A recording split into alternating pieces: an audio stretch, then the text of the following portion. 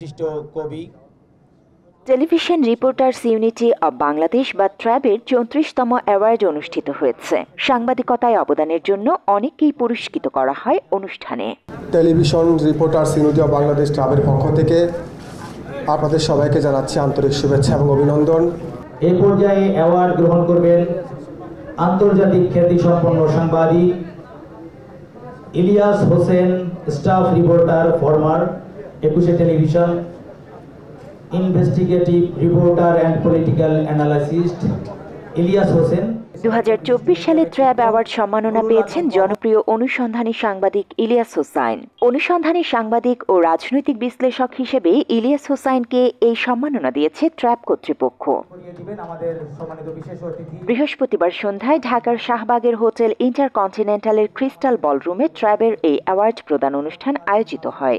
আমেরিকায় বসবাসের কারণে ট্র্যাবের সম্মাননা স্মারক সশরীরে উপস্থিত হয়ে গ্রহণ করতে পারেননি সাংবাদিক ইলিয়াস হোসাইন। তবে এই সাংবাদিকের পক্ষ থেকে 2024 সালে ট্র্যাব অ্যাওয়ার্ড গ্রহণ করেন তার ছোট ভাই ও বাংলা এডিশনের প্রধান বার্তা সম্পাদক আল আমিন হোসাইন।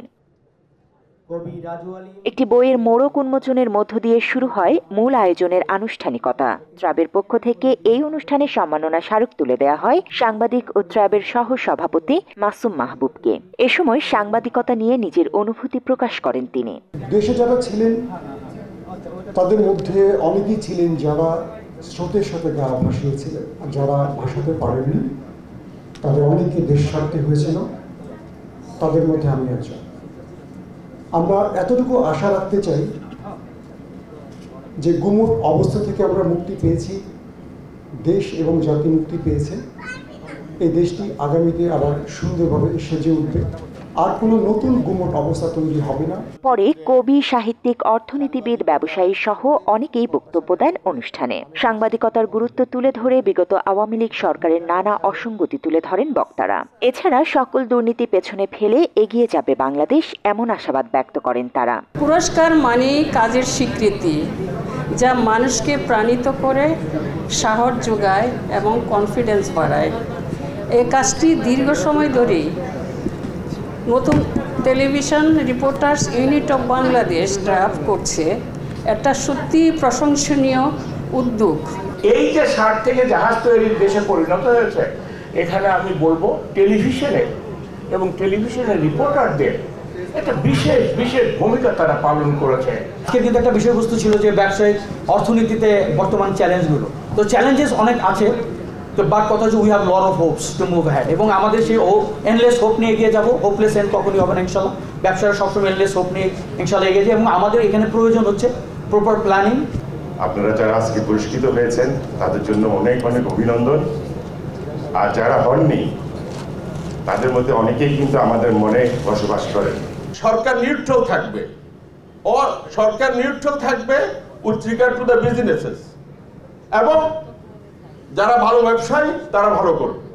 মাত্র 30% টাকায় জমির মালিক হয়ে নতুন বাংলাদেশের গড়ে তোলার স্বপ্ন দেখা বাংলা বসতি। ট্র্যাবের 2024 সালের অ্যাওয়ার্ড প্রদান অনুষ্ঠানে আজীবন সম্মাননা প্রদান করা হয় 3 জনকে। তারা হলেন দৈনিক যায় যায় দিন এর সম্পাদক ও বরেণ্য সাংবাদিক শফিক রেহমান, বেগম খালেদা জিয়ার সাবেক ফটো সাংবাদিক নুরুল উদ্দিন আহমেদ এবং সাংবাদিক আশরাফ উদ্দিন। এ সময় কৃতজ্ঞতা বক্তব্যে নিজের ব্যক্তিগত জীবনের নানা দিক, বিটিভির তৎকালীন লাল গোলাপ প্রোগ্রাম, শেখ হাসিনার নানা অসঙ্গতি সহ বিভিন্ন তথ্য তুলে ধরেন প্রবীণ সাংবাদিক শফিক রেহমান। আমার সামনে আছে ওখানে তালের রহমান, ও ডাকনাম বেবি। লাইফ টাইম মানে কি? সত্যি সত্যি লাইফ টাইম। আমরা দুজনকে চিনি 70 বছর যাবৎ। আমার বয়স 90। 20 বছর প্রেম করেছি, 22 বছর বিয়ে হয়েছে এবং 24 বছর ছেলে হয়েছে। এই হচ্ছে আমাদের সংক্ষিপ্ত প্রেমের ইতিহাস। শেখ হাসিনাকে দিয়ে আমি প্রোগ্রাম শুরু করতে চাই। শেখ হাসিনা যখন 25 মিনিটের মধ্যে থাকেন, আমি বললাম যে বলে হ্যাঁ নিশ্চয়ই, তাকে দিয়ে তো শুরু করবেন, আমাকে সবচেয়ে পরে ডাকলেও চলবে।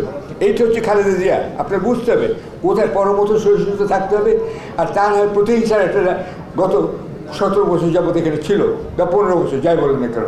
এরপর অনুষ্ঠানের শেষ দিকে আগত অতিথিদের সম্মাননা স্মারক তুলে দেন ট্র্যাব কর্তৃপক্ষ। এ সময় চলচ্চিত্র সঙ্গীতাঙ্গনের অনেক তারকাই সম্মাননা স্মারক গ্রহণ করেন। উপস্থিত ছিলেন বিশিষ্ট সঙ্গীত শিল্পী জাহাঙ্গীর আলম সহ অনেকেই।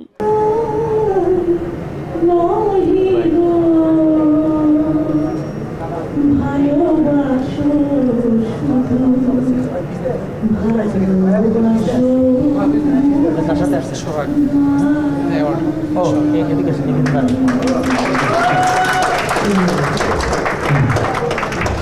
জান্নাতুল ফেরদৌস তমা, বাংলা এডিশন।